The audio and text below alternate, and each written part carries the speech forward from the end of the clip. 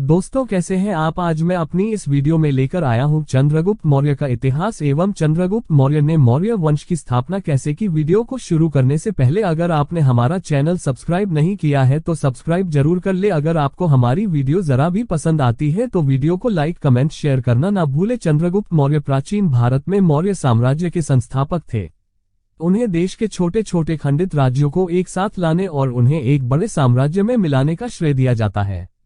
उनके शासनकाल के दौरान मौर्य साम्राज्य पूर्व में बंगाल और असम से, पश्चिम में अफगानिस्तान और बलूचिस्तान, उत्तर में कश्मीर और नेपाल और दक्षिण में दक्कन के पठार तक फैला हुआ था। चंद्रगुप्त मौर्य उनके गुरु चाणक्य के साथ नंद साम्राज्य को समाप्त करने के लिए जिम्मेदार थे। लगभग 23 वर्षों के सफल शासन के बाद चंद्रगुप्त मौर्य ने सभी सांसारिक सुखों को त्याग दिया और खुद को जैन साधु बना लिया। ऐसा कहा जाता है कि उन्होंने सल्ललेखन किया, जो मृत्यु तक उपवास का एक अनुष्ठान था, और इसलिए जानबूझकर अपना जीवन समाप्त कर लिया। उत्पत्ति और वंश। चंद्रगुप्त मौर्य के वंश के बारे में कई मत हैं। उनके वंश के बारे में अधिकांश जानकारी ग्रीक, जैन, बौद्ध और प्राचीन हिंदू ब्राह्मणवाद के प्राचीन ग्रंथों से मिलती है। चंद्रगुप्त मौर्य की उत्पत्ति को लेकर कई शोध और अध्ययन हुए हैं। कुछ इतिहासकारों का मानना कि वह नंद राजकुमार और उसकी दासी मुरा की नाजायज संतान थे। अन्य लोगों का मानना कि चंद्रगुप्त रुम्मिंदेई नेपाली तराई और कसिया उत्तर प्रदेश का गोरखपुर जिला के बीच स्थित पिपलिवाना के एक छोटे प्राचीन गणराज्य के एक क्षत्रिय योद्धा कबीले मोरियास के थे। दो अन्य विचारों से पता चलता है कि वह या तो मुरास या मुज या इंडोसिथियन वंश के क्षत्रियों के थे। अंतिम लेकिन कम नहीं, यह भी दावा किया जाता है कि चंद्रगुप्त मौर्य को उनके माता पिता ने छोड़ दिया था और वह एक विनम्र पृष्ठभूमि से आए थे। किंवदंती के अनुसार उनका पालन पोषण एक देहाती परिवार द्वारा किया गया था और बाद में चाणक्य ने उन्हें आश्रय दिया, जिन्होंने उन्हें प्रशासन के नियम और एक सफल सम्राट बनने के लिए आवश्यक सभी चीजें सिखाईं। प्रारंभिक जीवन। विभिन्न अभिलेखों के अनुसार चाणक्य एक उपयुक्त व्यक्ति की तलाश में थे जो नंद राजा और संभवतः साम्राज्य को भी समाप्त कर सके। इस समय के दौरान एक युवा चंद्रगुप्त जो मगध साम्राज्य में अपने दोस्तों के साथ खेल रहा था, चाणक्य द्वारा देखा गया था। कहा जाता है कि चंद्रगुप्त के नेतृत्व कौशल से प्रभावित होकर चाणक्य ने उन्हें विभिन्न स्तरों पर प्रशिक्षित करने से पहले चंद्रगुप्त को अपनाया था। तत्पश्चात चाणक्य चंद्रगुप्त को तक्षशिला ले आए, जहां उन्होंने नंद राजा को गद्दी से हटाने के प्रयास में अपनी पूर्व संचित संपत्ति को एक विशाल सेना में बदल दिया। मौर्य साम्राज्य। 324 बीसी के आसपास सिकंदर महान और उनके सैनिकों ने ग्रीस को पीछे हटने का फैसला किया था। हालांकि वह अपने पीछे यूनानी शासकों की विरासत छोड़ गया था जो अब प्राचीन भारत के कुछ हिस्सों पर शासन कर रहे थे। इस अवधि के दौरान चंद्रगुप्त और चाणक्य ने स्थानीय शासकों के साथ गठबंधन किया और यूनानी शासकों की सेनाओं को पराजित करना शुरू कर दिया। इससे अंततः मौर्य साम्राज्य की स्थापना तक उनके क्षेत्र का विस्तार हुआ। नंद साम्राज्य का अंत। चाणक्य के पास अंततः नंद साम्राज्य को समाप्त करने का अवसर था। वास्तव में उन्होंने नंद साम्राज्य को नष्ट करने के एकमात्र उद्देश्य से चंद्रगुप्त को मौर्य साम्राज्य की स्थापना में मदद की। इसलिए चंद्रगुप्त ने चाणक्य की सलाह के अनुसार प्राचीन भारत के हिमालयी क्षेत्र के शासक राजा पर्वतका के साथ गठबंधन किया। चंद्रगुप्त और पार्वतका की संयुक्त सेना के साथ नंद साम्राज्य को 322 बीसी के आसपास समाप्त कर दिया गया था। विस्तार। चंद्रगुप्त मौर्य ने भारतीय उपमहाद्वीप के उत्तर पश्चिम में मैसेडोनियन क्षत्रपों को हराया। इसके बाद उन्होंने एक ग्रीक शासक सेल्यूकस के खिलाफ युद्ध छेड़ दिया, जिसका अधिकांश भारतीय क्षेत्रों पर नियंत्रण था, जिन पर पहले सिकंदर महान ने कब्जा कर लिया था। हालांकि सेल्यूकस ने चंद्रगुप्त मौर्य से शादी में अपनी बेटी का हाथ बटाया और उसके साथ गठबंधन किया। सेल्यूकस की मदद से चंद्रगुप्त ने कई क्षेत्रों पर अधिकार करना शुरू किया और दक्षिण एशिया तक अपने साम्राज्य का विस्तार किया। इस विशाल विस्तार के लिए धन्यवाद। चंद्रगुप्त मौर्य के साम्राज्य को पूरे एशिया में सबसे व्यापक कहा गया। इस क्षेत्र में सिकंदर के साम्राज्य के बाद दूसरा। यह ध्यान दिया जाना चाहिए कि ये क्षेत्र सेल्यूकस से अधिग्रहित किए गए थे, जिन्होंने उन्हें एक दोस्ताना इशारे के रूप में छोड़ दिया था।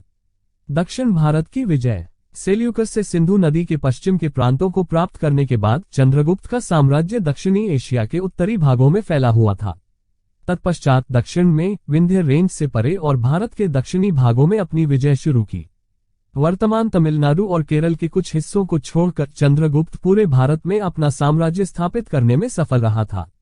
मौर्य साम्राज्य प्रशासन। चाणक्य की सलाह के आधार पर उनके मुख्यमंत्री चंद्रगुप्त मौर्य ने अपने साम्राज्य को 4 प्रांतों में विभाजित किया। उसने एक बेहतर केंद्रीय प्रशासन की स्थापना की थी जहां उसकी राजधानी पाटलिपुत्र स्थित थी। प्रशासन को राजा के प्रतिनिधियों की नियुक्ति के साथ संगठित किया गया था, जो अपने संबंधित प्रांत का प्रबंधन करते थे। यह एक परिष्कृत प्रशासन था जो चाणक्य के अर्थशास्त्र नामक ग्रंथों के संग्रह में वर्णित एक अच्छी तेल वाली मशीन की तरह काम करता था। आधारभूत संरचना। मौर्य साम्राज्य अपने इंजीनियरिंग चमत्कारों जैसे मंदिरों, सिंचाई, जलाशयों, सड़कों और खानों के लिए जाना जाता था।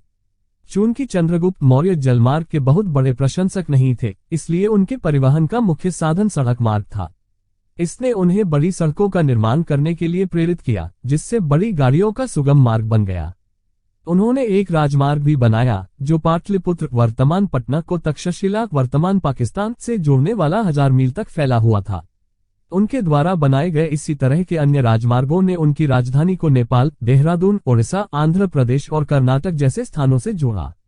इस तरह के बुनियादी ढांचे ने बाद में एक मजबूत अर्थव्यवस्था का नेतृत्व किया जिसने पूरे साम्राज्य को ईंधन दिया। वास्तुकला। हालांकि चंद्रगुप्त मौर्य युग की कला और वास्तुकला की शैली की पहचान करने के लिए कोई ऐतिहासिक प्रमाण नहीं है, लेकिन दीदारगंज यक्षी जैसी पुरातात्विक खोजों से पता चलता है कि उनके युग की कला यूनानियों से प्रभावित हो सकती थी। इतिहासकारों का यह भी तर्क है कि मौर्य साम्राज्य से संबंधित अधिकांश कला और वास्तुकला प्राचीन भारत की थी। चंद्रगुप्त मौर्य की सेना। चंद्रगुप्त मौर्य जैसे सम्राट के लिए सैकड़ों हजारों सैनिकों वाली एक विशाल सेना का होना ही उचित है। कई ग्रीक ग्रंथों में ठीक यही वर्णित है। कई ग्रीक खातों से पता चलता है कि चंद्रगुप्त मौर्य की सेना में 500,000 से अधिक पैदल सैनिक, 9,000 युद्ध हाथी और 30,000 घुड़सवार शामिल थे।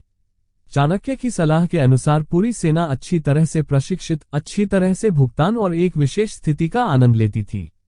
चंद्रगुप्त और चाणक्य भी हथियार निर्माण सुविधाओं के साथ आए, जिसने उन्हें अपने दुश्मनों की नजर में लगभग अजेय बना दिया। लेकिन उन्होंने अपनी शक्ति का इस्तेमाल केवल अपने विरोधियों को डराने के लिए किया और अधिक बार युद्ध के बजाय कूटनीति का उपयोग करके इसको तय नहीं किया। चाणक्य का मानना कि यह धर्म के अनुसार काम करने का सही तरीका होगा, जिसे उन्होंने अर्थशास्त्र में उजागर किया है। भारत का एकीकरण। चंद्रगुप्त मौर्य के शासन में पूरा भारत और दक्षिण एशिया का एक बड़ा हिस्सा एकजुट था। बौद्ध धर्म, जैन धर्म, ब्राह्मणवाद, प्राचीन हिंदू धर्म और आजीविका जैसे विभिन्न धर्म उसके शासन में फले फूले। चूंकि पूरे साम्राज्य के प्रशासन, अर्थव्यवस्था और बुनियादी ढांचे में एकरूपता थी, इसलिए प्रजा ने अपने विशेषाधिकारों का आनंद लिया और चंद्रगुप्त मौर्य को सबसे महान सम्राट के रूप में प्रतिष्ठित किया। इसने उनके प्रशासन के पक्ष में काम किया, जिसने बाद में एक समृद्ध साम्राज्य का नेतृत्व किया। चंद्रगुप्त मौर्य और चाणक्य से जुड़ी किंवदंतियां। एक ग्रीक पाठ चंद्रगुप्त मौर्य को एक फकीर के रूप में वर्णित करता है जो शेरों और हाथियों जैसे आक्रामक जंगली जानवरों के व्यवहार को नियंत्रित कर सकता था। ऐसा ही एक वृतांत बताता है कि जब चंद्रगुप्त मौर्य अपने ग्रीक विरोधियों के साथ युद्ध के बाद आराम कर रहे थे, तो उनके सामने एक विशाल शेर प्रकट हुआ। जब ग्रीक सैनिकों ने सोचा कि शेर हमला करेगा और शायद महान भारतीय सम्राट को मार डालेगा, तो अकल्पनीय हुआ। ऐसा कहा जाता है कि वह जंगली जानवर चंद्रगुप्त मौर्य के पसीने को चाटता था, जिससे उसका चेहरा पसीने से तर हो जाता था और विपरीत दिशा में चला जाता था। इस तरह के एक अन्य संदर्भ में दावा किया गया है कि एक जंगली हाथी जो अपने रास्ते में कुछ भी और सब कुछ नष्ट कर रहा था, चंद्रगुप्त मौर्य द्वारा नियंत्रित किया गया था। चाणक्य की बात करें तो रहस्यमयी कथाओं की कोई कमी नहीं है। ऐसा कहा जाता है कि चाणक्य एक कीमियागर थे और वह सोने के सिक्के के एक टुकड़े को 8 अलग अलग सोने के सिक्कों में बदल सकते थे। वास्तव में यह दावा किया जाता है कि चाणक्य ने कीमिया का इस्तेमाल अपने एक छोटे से धन को खजाने में बदलने के लिए किया था, जिसे बाद में एक बड़ी सेना खरीदने के लिए इस्तेमाल किया जाएगा। यही सेना वह चबूतरा थी जिस पर मौर्य साम्राज्य खड़ा हुआ था। यह भी कहा जाता है कि चाणक्य का जन्म दांतों के पूरे सेट के साथ हुआ था, जिसके बारे में ज्योतिषियों ने भविष्यवाणी की थी कि वह एक महान राजा बनेंगे। चाणक्य के पिता हालांकि नहीं चाहते थे कि उनका बेटा राजा बने और इसलिए उन्होंने अपना एक दांत तोड़ दिया। उनके इस कार्य से भविष्यवक्ताओं को फिर से भविष्यवाणी मिली और इस बार उन्होंने अपने पिता से कहा कि वह एक साम्राज्य की स्थापना के पीछे का कारण बनेंगे। व्यक्तिगत जीवन। चंद्रगुप्त मौर्य ने दुर्धरा से शादी की और एक सुखी वैवाहिक जीवन जी रहे थे। समानांतर रूप से चाणक्य चंद्रगुप्त मौर्य द्वारा खाए गए भोजन में जहर की छोटी खुराक मिला रहे थे ताकि उनके सम्राट अपने दुश्मनों के किसी भी प्रयास से प्रभावित न हो जो उनके भोजन में जहर देकर उन्हें मारने की कोशिश कर सकते हैं। चंद्रगुप्त मौर्य के शरीर को जहर देने के लिए प्रशिक्षित करने का विचार था। दुर्भाग्य से अपनी गर्भावस्था के अंतिम चरण के दौरान रानी दुर्धरा ने कुछ भोजन ग्रहण किया जो चंद्रगुप्त मौर्य को परोसा जाना था। उस समय महल में प्रवेश करने वाले चाणक्य को एहसास हुआ कि दुर्धरा अब जीवित नहीं रहेगी और इसलिए उन्होंने अजन्मे बच्चे को बचाने का फैसला किया।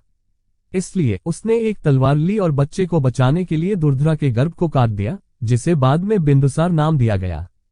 बाद में त्याग। जब बिंदुसार वयस्क हो गए तो चंद्रगुप्त मौर्य ने अपने इकलौते पुत्र बिंदुसार को बेटन सौंपने का फैसला किया। उन्हें नया सम्राट बनाने के बाद उन्होंने चाणक्य से मौर्य वंश के मुख्य सलाहकार के रूप में अपनी सेवाएं जारी रखने का अनुरोध किया और पाटलिपुत्र छोड़ दिया। उन्होंने सभी सांसारिक सुखों को त्याग दिया और जैन धर्म की परंपरा के अनुसार एक साधु बन गए। श्रवणबेलगोला वर्तमान कर्नाटक में बसने से पहले उन्होंने भारत के दक्षिण में दूर तक यात्रा की। मौत। लगभग 297 BC अपने आध्यात्मिक गुरु संत भद्रबाहु के मार्गदर्शन में चंद्रगुप्त मौर्य ने सल्लेखना के माध्यम से अपने नश्वर शरीर को त्यागने का फैसला किया। इसलिए उन्होंने उपवास करना शुरू कर दिया और एक दिन श्रवणबेलगोला की एक गुफा के अंदर उन्होंने अंतिम सांस ली, जिससे उनके आत्मा भूखमरी के दिन समाप्त हो गए। आज एक छोटा मंदिर उस स्थान पर विराजमान है जहां एक बार गुफा, जिसके अंदर उनका निधन हुआ था, स्थित माना जाता है।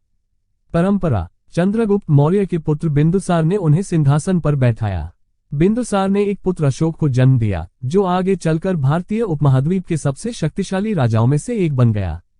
वास्तव में अशोक के अधीन ही मौर्य साम्राज्य ने अपना संपूर्ण वैभव देखा। साम्राज्य पूरी दुनिया में सबसे बड़ा बन गया। साम्राज्य 130 से अधिक वर्षों के लिए पीढ़ियों में फला फूला। चंद्रगुप्त मौर्य वर्तमान समय के अधिकांश भारत को एकजुट करने में भी जिम्मेदार थे। मौर्य साम्राज्य की स्थापना तक इस महान देश पर कई यूनानी और फारसी राजाओं का शासन था, जिन्होंने अपने स्वयं के क्षेत्र बनाए। आज तक चंद्रगुप्त मौर्य प्राचीन भारत के सबसे महत्वपूर्ण और प्रभावशाली सम्राटों में से एक बने हुए हैं। तो दोस्तों, कैसी लगी आपको हमारी यह वीडियो चंद्रगुप्त मौर्य का इतिहास? अगर आपको वीडियो पसंद आई हो तो हमारे चैनल को सब्सक्राइब करें, वीडियो को लाइक, कमेंट, शेयर करना ना भूलें। धन्यवाद।